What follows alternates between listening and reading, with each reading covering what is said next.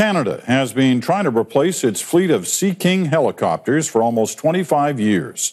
There have been canceled contracts, deadlines missed, money spent, lots of it, and no new helicopters. Now, CBC News has learned the government is considering a major reevaluation. James Cudmore has the details on what that could mean. The first of 28 new Cyclone helicopters to replace Canada's aging fleet of Sea Kings was supposed to arrive in 2008. But Sikorsky, their manufacturer, has been unable to deliver. It was frustration at first. The history of how this contract has unfolded is a crying shame. Turned into anger. This is the worst procurement in the history of Canada. And finally, resignation. Now, CBC News has learned the government is considering a major shift. It's asked several manufacturers for information on 4 other choppers, including smaller helicopters like this one from Sikorsky, already in service with the U.S. Navy.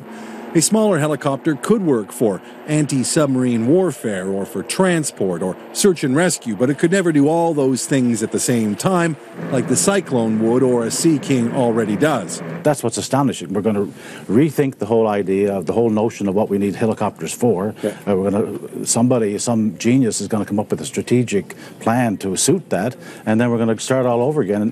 When are we going to get new helicopters? 2020? It's long been alleged the Liberal government in 2004 chose Sikorsky to avoid the embarrassment of buying the Augusta Westland 101.